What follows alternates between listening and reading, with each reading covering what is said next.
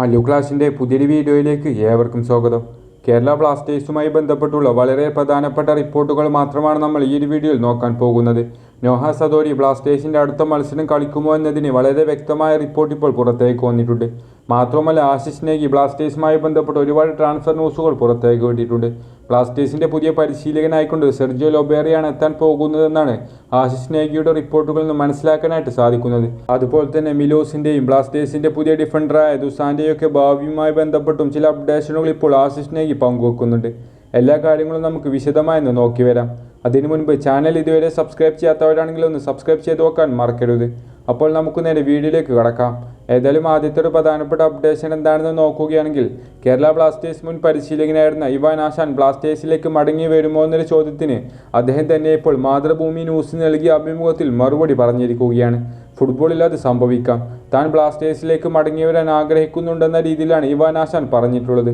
എന്നാൽ കാര്യങ്ങളെല്ലാം അനുകൂലമായി വരണമെന്നും ഇവാൻ ആശാൻ കൂട്ടിച്ചേർക്കുന്നുണ്ട്. ചുരുക്കി പറഞ്ഞാൽ ഇവാൻ ആശാന് ബ്ലാസ്റ്റേഴ്സിൻ്റെ പരിശീലകനാകാൻ ആഗ്രഹമുണ്ട്.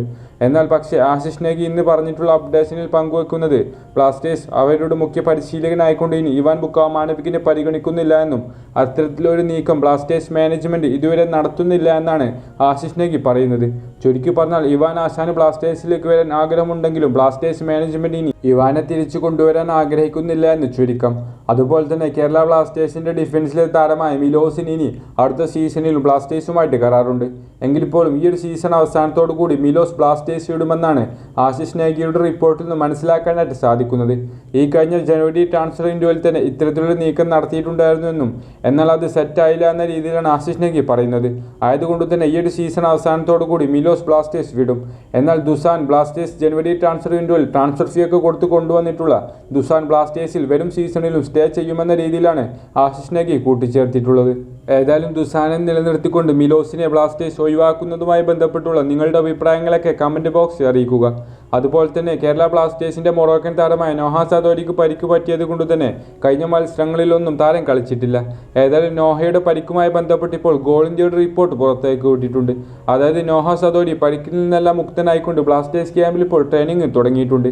എങ്കിൽ പോലും ബ്ലാസ്റ്റേഴ്സിൻ്റെ അടുത്ത മത്സരത്തിൽ ഒരുപക്ഷെ നോഹ സദോരി കളിക്കാൻ സാധ്യതകളില്ല എന്നാണ് ഗോൾ ഇന്ത്യയുടെ റിപ്പോർട്ടിൽ നിന്ന് മനസ്സിലാക്കാനായിട്ട് സാധിക്കുന്നത്. നമുക്കറിയാം ബ്ലാസ്റ്റേഴ്സിൻ്റെ അടുത്ത മത്സരം ഇനി ജംഷഡ്പൂർ എഫ്സിക്കെതിരെ ശനിയാഴ്ച നാളെയോട് കൂടിയാണ് നടക്കാൻ പോകുന്നത്.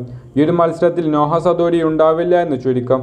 അതുപോലെ തന്നെ കേരള ബ്ലാസ്റ്റേഴ്സിൻ്റെ പുതിയ പരിശീലകനുമായി ബന്ധപ്പെട്ട് ആശിഷ് നേഗി വളരെ പ്രധാനപ്പെട്ട ഒരു അപ്ഡേഷൻ പുറത്തേക്ക് വിട്ടിട്ടുണ്ട്. ബ്ലാസ്റ്റേഴ്സ് അവരുടെ മുഖ്യ പരിശീലകനായിക്കൊണ്ട് ഇനി നിയമിക്കാനായിട്ട് പോകുന്നത് ഒഡീഷ എഫ്സിയുടെ പരിശീലകനായിട്ടുള്ള സെർജിയോ ലൊബേറയായിട്ടാണ്. അദ്ദേഹമായിട്ട് ബ്ലാസ്റ്റേഴ്സ് നിരന്തരം ചർച്ചകൾ നടത്തി വരികയാണ്. ഇപ്പോഴും എഗ്രിമെൻറ്റിലൊന്നും എത്തിയിട്ടില്ല എന്നും സെർജിയോ ലൊബേറയുമായിട്ടുള്ള ചർച്ചയിലൊക്കെ പുരോഗതിയുണ്ടെന്ന രീതിയിലാണ് ആശിഷ് നേഗിയുടെ റിപ്പോർട്ടിൽ നിന്ന് മനസ്സിലാക്കാനായിട്ട് സാധിക്കുന്നത്. ഏതായാലും സെർജിയോ ലൊബേറയെ ബ്ലാസ്റ്റേഴ്സിൻ്റെ മുഖ്യ പരിശീലകനായി നിയമിക്കുന്നതുമായി ബന്ധപ്പെട്ടുള്ള നിങ്ങളുടെ അഭിപ്രായങ്ങൾ കമൻറ്റ് ബോക്സിൽ അറിയിക്കുക. ഏതായാലും വീഡിയോ അവസാനിപ്പിക്കുകയാണ്. ഇതൊക്കെയാണ് ബ്ലാസ്റ്റേഴ്സുമായി ബന്ധപ്പെട്ട് പുതുതായി പുറത്തേക്ക് വന്നിട്ടുള്ള ന്യൂസുകൾ. ചാനൽ ഇഷ്ടപ്പെടുകയാണെങ്കിൽ സബ്സ്ക്രൈബ് ചെയ്ത് വെക്കാൻ മറക്കരുത്.